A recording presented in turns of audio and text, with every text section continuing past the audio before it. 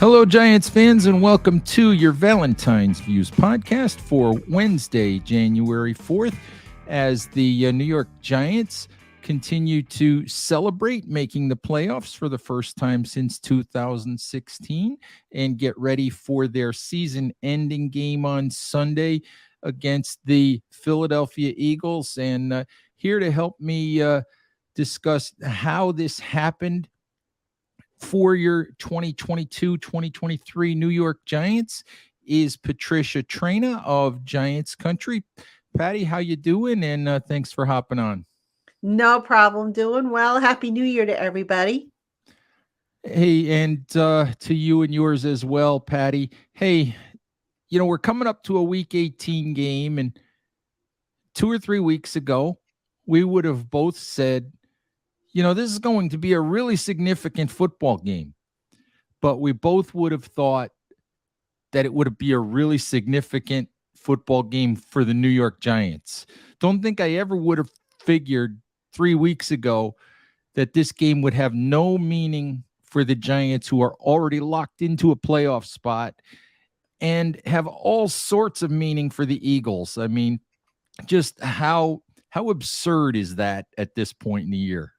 It's deja vu if you think about it, because back in 2007, same situation. The Giants had locked up a playoff spot. Regardless of their game against the Patriots, what they did, it wouldn't have changed. And then you had the Patriots. The game meant a little bit more to them because they were trying to keep their undefeated streak alive. So it's deja vu all over again. Now, will this year's Giant team have the same happy ending that 2017 had? We'll see. But it's amazing how the cycles, how things, it's almost like a cycle in the NFL. It's like, oh, I remember this happened. The same scenario happened in whatever year. And now here it is. Things are starting to repeat itself. Yeah, what goes around comes around, I guess, Patty. And I wasn't going to go to this topic quite this quickly, but since you brought up 2007, Brian Daboll was asked about 2007 on Monday. And he was asked a lot of questions about whether he will play starters, rest starters, what he'll do on Sunday against the Eagles. And he said 2007 was 15 years ago and doesn't matter. And, Giants lore and all of that doesn't matter. What matters to him, I think very much correctly, is whatever he feels is going to be best for this Giants football team. I have my own thoughts on how this is going to play out for the Giants, but what is your guess at this point on how this is going to play out in terms of how the Giants will approach this game? Well, it's interesting because on Monday, when Daboll was speaking with us, later on in the conference call, he spoke about wanting to win every game, wanting to be competitive, which right there to me was kind of a dead giveaway as to how he might be thinking. Now, what I think he's going to do is very similar to what we saw against the Colts, but obviously a little different scenario. By that I mean, I think he's going to rest those who are really banged up and who could benefit from a week's worth of rest. Otherwise, play some of the starters. Don't play them the whole game. If the game, especially if the game gets out of control, like what happened with the Colts game, but play some of the starters, then empty out your bench because you never know when you're going to need some of those guys. So it's almost going to be, I don't want to say like an exhibition type of game because that's not really fair, but I wouldn't be surprised if you see the starters and then they come out, a little bit here, a little bit there, because, I think he's going to want to see how well have they improved since they last got their doors blown off by the Eagles? And B, I don't think he's going to say, you know what, I don't want my guys working for a full 2 weeks. I mean, people will say, well, what about the injury factor? And that's a valid concern. But, when has Daboll coached scared? I can't remember him really coaching scared this year. So I can't see him starting this week. No, I think I agree with that, Patty. I think, and maybe it winds up looking like a preseason game, whether that's intentional or not. I can see, but there are players like Saquon Barkley who has had a really, really heavy workload all year. I can see him playing very limited snaps on Sunday. I can see Dexter Lawrence getting most of the day off. Some of the guys coming back from injuries getting a lot of the day off. And that makes sense to me. It also makes sense to me to be very careful with Daniel Jones in terms of how much they design runs for him and things like that, because yeah, it'd be nice to beat the Eagles, but knocking them off the number one seed in the NFC isn't the same thing as going up against a 16-0 team that's trying to make history. It's just not. No, it's not. But, at the other side of the spectrum is, if you're the Giants, do you really want to see the path to the Super Bowl go through Philadelphia? So I think there's going to be, I don't think the Giants are going to lay down and throw their entire bench at them. I think they're going to pick and choose their spots. And you made a good point. There are going to be guys who have had heavy workloads that will probably have reductions. But for the most part, I don't see Daboll just saying, okay, you know what, I'm going to sit everybody and just play all the backups and whatever happens. I don't think he'll do that. But it's going to be a balancing act, that's for sure. And he's not going to admit to it. He's not going to tell us. And I'm sure the question will come up, Wednesday, Thursday, Friday. But I have a feeling that's what he's going to do. That to me makes the most sense. And, we'll see how he handles it. But I don't think he's going to be like Tom Coughlin in 2007, where Coughlin said, you know what, we're throwing everybody out there and we're just going to, see how we stack up and gather intel in case we face this team again. Patty, we're going to get a Davis Webb to Kenny Golladay touchdown on Sunday. Oh goodness gracious! That'll break the internet. Oh my God! I think it actually would. It wouldn't that be hilarious? It would actually be. Goodness. It'd be great for Davis Webb to get to throw a couple of passes on Sunday, but we'll see. Anyway, I think it will be really interesting to see how Daboll handles Sunday. But what I really had wanted to talk to you about, one of the reasons I asked you to come on, is because I noticed in your writing this week at Giants Country that you had sort of traveled some of the same road that I've been traveling and that we've been traveling at Big Blue View this week, in talking about basically the idea of how in the world did this happen? How in the world did the Giants, basically the worst team in football for the last 5 years, a team that was basically broken at the end of last year, no salary cap space, rookie general manager, rookie head coach, no expectations, most people picking them to win 4, 5, 6 games. And here they are locked into the 6th seed in the playoffs. And so I guess the question is, how in the world did this happen?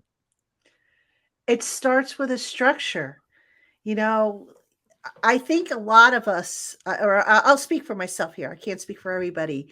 But when the Giants hired Brian Daboll, you kind of knew that he was going to be the guy, because it made sense with Joe Shane coming down and knowing Daboll. But I thought, oh God, here we go again. First time head coach. It didn't work out with McAdoo. It didn't work out with Judge. What makes them think that the third time is going to be a charm? Well, so far the third time has been a charm.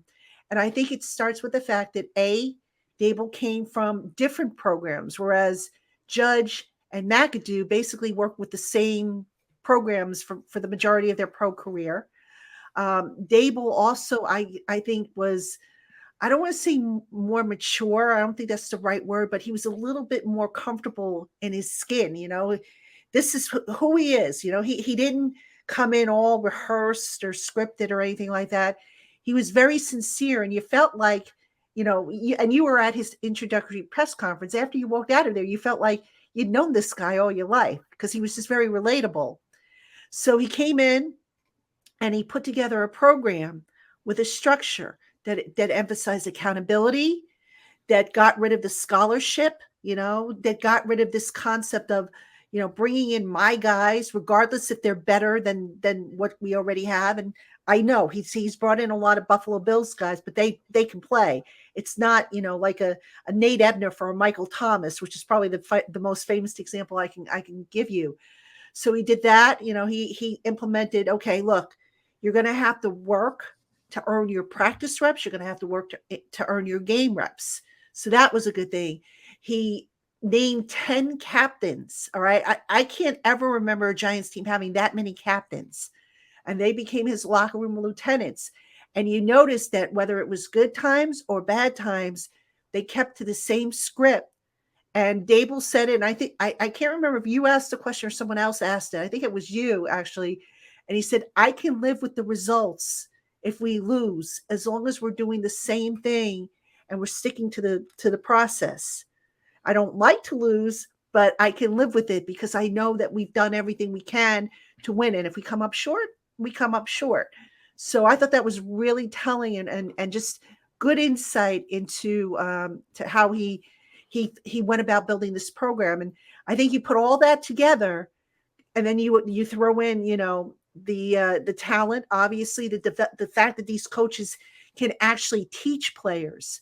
I mean, if I had told you they would pick up all these guys off the scrap heap and get them to play at a decent level, you probably would have said, no way. But he's got a good staff. He didn't pick just his guys. I mean, just so many things that Daboll has done right. And it's showing up now in late in the season in the form of a playoff berth. Now, how far they'll go, I have no idea. But you're starting to see brighter skies ahead if you're a Giant fan. Absolutely. And I think you hit on a few things that I've written about this week and that we should talk about. I think that for me, I think you and I have talked about this, but one of the most impressive things that Daboll did for me is in the hiring of this coaching staff. He hired quality, experienced NFL coaches throughout the roster. He didn't just go down his checklist of, well, who do I have? Which friends of mine can coach the defensive backs, and which friends of mine can coach the special teams, and which friends of mine need jobs.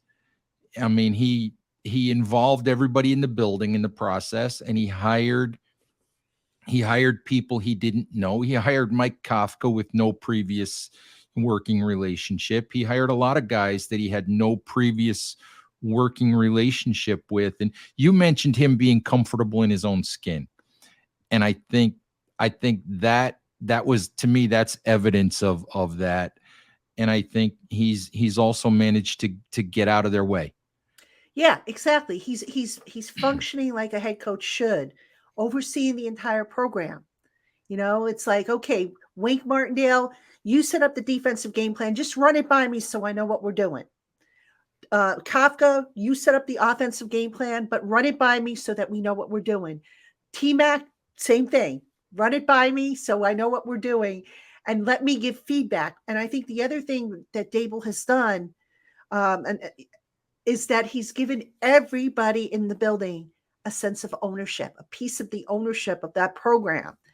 And I've always said, and I think Daboll believes this as well, when you involve people and you make them feel like their opinion or their contribution matters, they're going to work harder to see the program succeed. So that's a smart move on his part. And then, I mentioned him being comfortable in his own skin.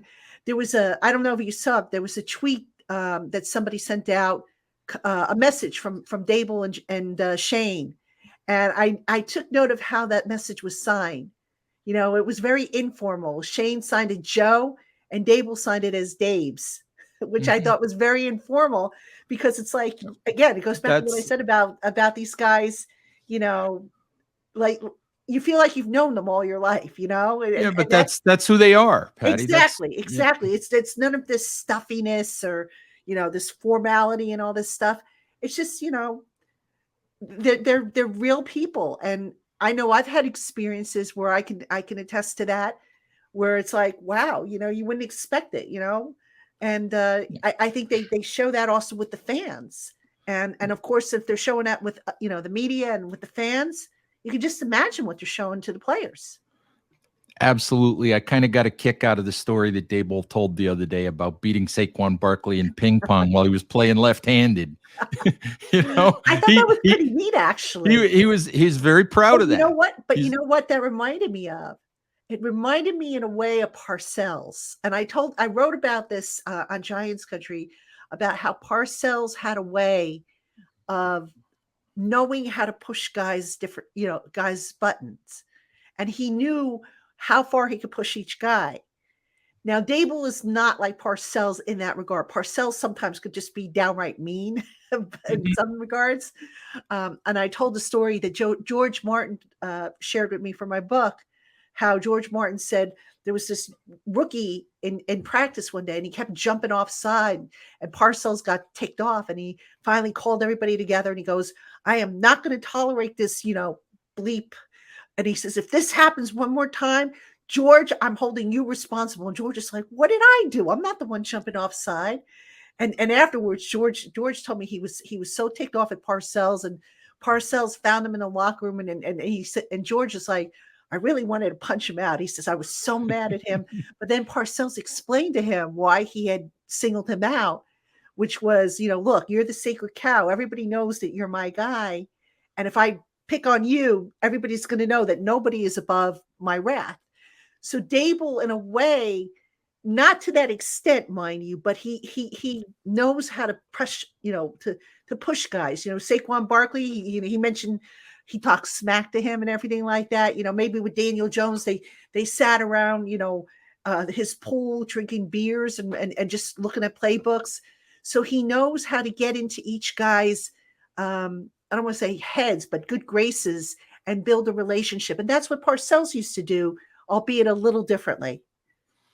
Yeah, absolutely, Patty. I think that Daboll walked in the door talking about relationship building and stepping back and not calling the plays on offense and being the CEO type head coach has really allowed him to do that. And that's absolutely a strength of his. And I love the story that he told us on Monday. And you've kind of mentioned it a little bit, but the story he told about really wanting to get to know Daniel Jones and wanting Daniel Jones to get to know him and sitting around the pool with Jones and just spreading out a bunch of playbooks on a table and asking Jones to tell him what he liked in these playbooks. Mm-hmm. And I think that's awesome. And I just want your opinion on this. One of the things we've heard it from Ben McAdoo, we heard it from Pat Shermer, we heard it from Joe Judge, we heard it from Brian Daboll when he came in. This talk of it's about players, it's not about plays. It's not about the schemes. It's about what the players do best and putting them in position to succeed. The reality of it is, Patty, I think that I've heard it from all of those guys. This Brian Daboll led coaching staff, I think, is the first group that I remember that's actually lived it, that's actually put that into action. Absolutely. Absolutely. And that would have been my next point to make. Daboll has come in and okay, they do have systems, don't get me wrong, but they adapt the system to the talent that they have. They don't try and jam a square peg into a round hole. You know, I think you can make an argument that Judge and his staff did it. You could probably make an argument that McAdoo and his staff did it. Shermer, I don't remember as much with Shermer because those years were kind of really lean, but Daboll talks about what do these guys do well, and he sticks with it. And it's not a question of okay, you can't throw the ball left-handed. So, but I want you to learn how to throw left-handed, Daniel, because it's going to help us. No, it's like, okay, you throw the ball right-handed. We're going to teach you how to throw the ball the best we can, the best that you can with your right hand. So there's none of that trying to change people, and I think that's at the core of what relationships, because any successful relationship, and this goes for social, friends, whatever, you don't try and change somebody. You work with what you've got and you try to enhance that person Well, then what have you been giving me grief for the last because I 15 can, years, Patty? because I can, because I can. Oh, No, all but right then. seriously, none of us are perfect. None of us are. And the Mhm. person that sits there and spends a lot of time trying to change somebody, you're just going to end up spinning your wheels at the end of the day and you're going to get frustrated and it's going to lead to a breakdown in communication. It's going to lead to a breakdown in trust. And Daboll hasn't done that. It's like, okay, look, I know, Daniel, you're not perfect. I'm not perfect, I being Daboll. So we're gonna work together to offset our imperfections and come up with a plan that will help us win. And that's what he's done. And he's done a great job of it, I think. And I think you've seen that on both sides of the ball this year, Patty. On offense, it's been apparent since day one what the philosophy is that they want to employ. They want to run the football first and foremost, short passing game, control the clock, control the tempo of games. But how they've done it throughout the course of the season has evolved. It's changed as the personnel has changed, as the wide receivers have changed, as the offensive line has changed. And when you think about it, it's the same on defense. Wink Martindale is always going to be Wink Martindale. He's always going to try to put the screws to an offense and send pressure and do all of that. But if you look at the way he's done it and the people he's done it with, they keep plugging in cornerbacks and they keep plugging in linebackers and they keep plugging in safeties and managing to succeed because they're figuring out what these guys can do. One of the examples is they're not playing as much single high safety as they were early in the season. They're playing a lot of too high. And I think a lot of that has to do with the people that they have.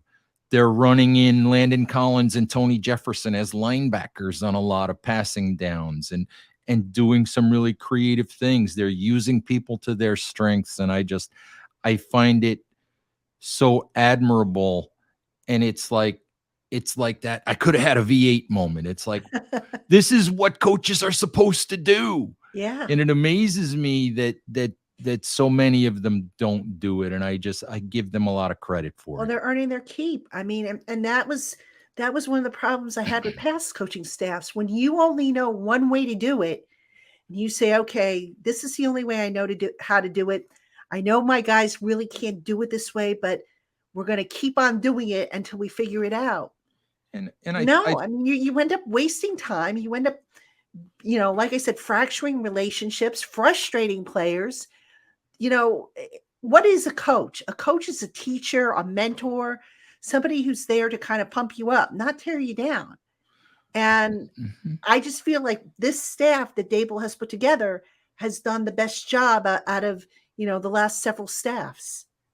Absolutely. And I think, one of the last things I want to say about Daboll is he references this every so often, Patty, but he's coached for more than 20 years in the league, albeit this is his first head coaching job. He's coached for probably 25 years overall.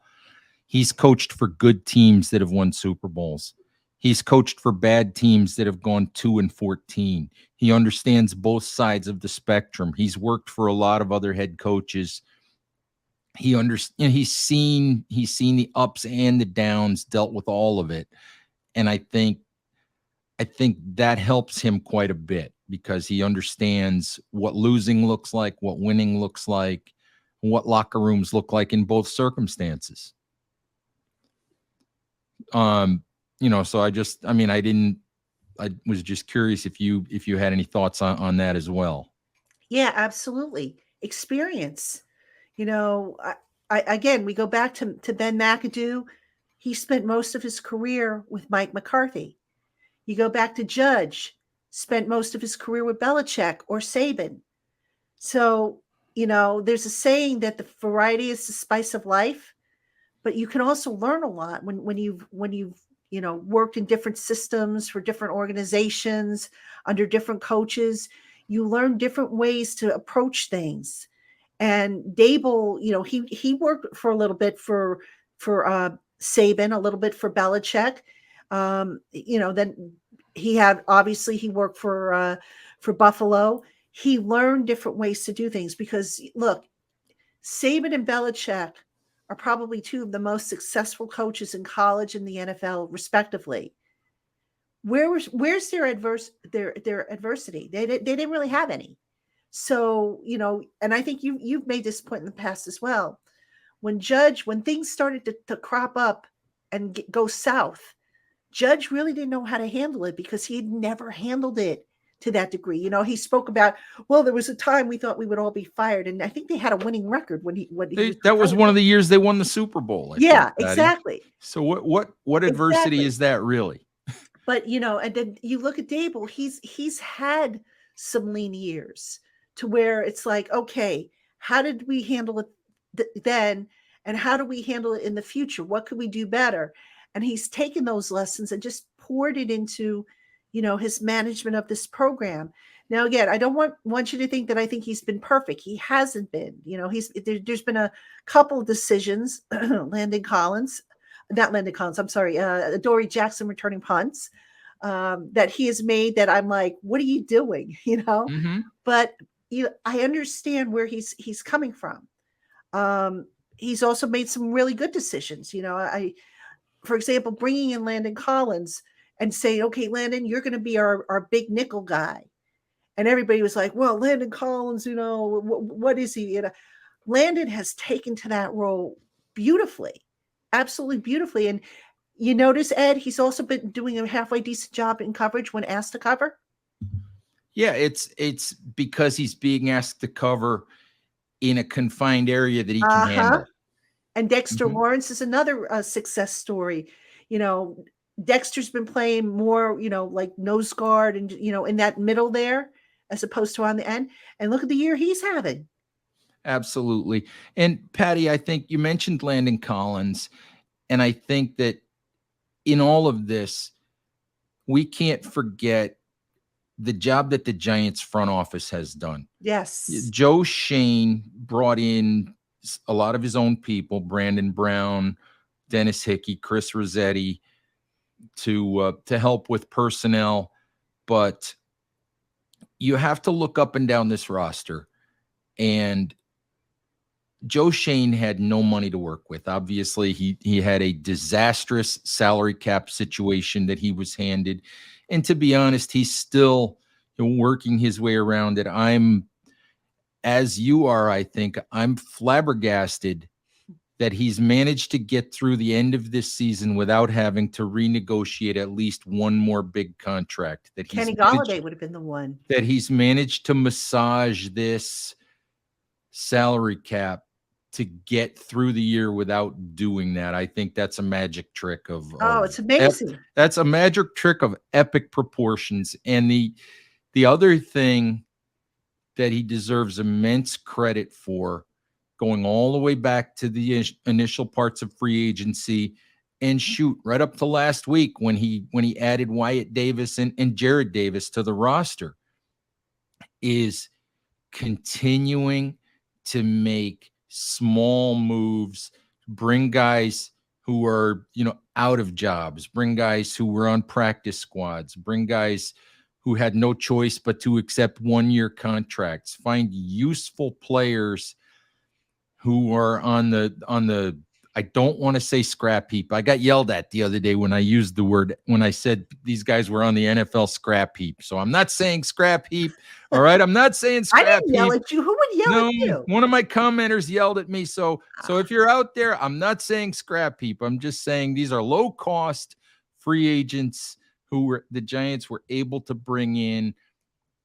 And they're all over this roster. Fabian Moreau, Isaiah Hodgins, Landon Collins, Nick Van Ette, for crying out loud. Even, John Feliciano was a low-cost signing, and he started it, almost every game at center. And these guys are all over the roster. Tony Jefferson's another one. Jason Pinnock, Nick McLeod.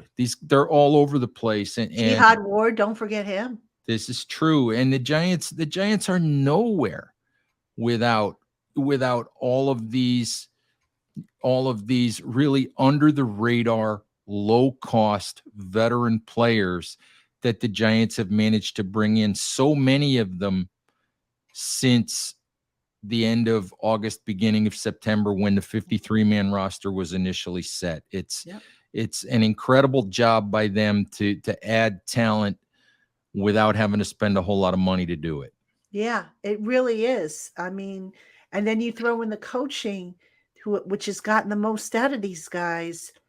And it's just been a brilliant job by Joe Shane. I don't know where he's going to finish in executive of the year, but he should get some consideration because, look, the salary cap was a mess. I think we all saw that coming. And I think once he has a healthy cap and he's going to have a projected 11 picks, I can't wait to see what he does because this man has been, he's a scout by nature. I mean, he talked about getting out on the road. I think every weekend rather, he was at a different college game, sometimes doing 2 or 3, depending on the scheduling. That's what you want to see. You want to see your GM take an active interest, especially in the top 100 draft picks, so that you can get your eyes on these guys and, just changing up the way they scout and assemble talent and everything. I mean, it's modern. It's modern. It's like, wow, they're actually doing something, reflective of the times. Whereas, in the past, it would be like, well, let's bring in this guy because coach likes him or coach had him, 5 years ago. And as you say all the time, a player 5 years ago isn't the same player that he is today. Absolutely. And, Patty, I think that we can't close out the show without me asking you if you ever thought you would hear Daniel Jones and MVP chants in MetLife Stadium. Did you ever think you would hear that? I'll be honest with you, I didn't. I'm glad though. And I'm glad. he, as Brian Daboll said, he's earned them. He's also earned the right to come back next He year. absolutely has. I just really quickly, I need you to put on your cap analyst hat and tell me how much money he's going to cost the Giants. Ooh. Or how much money would you pay him?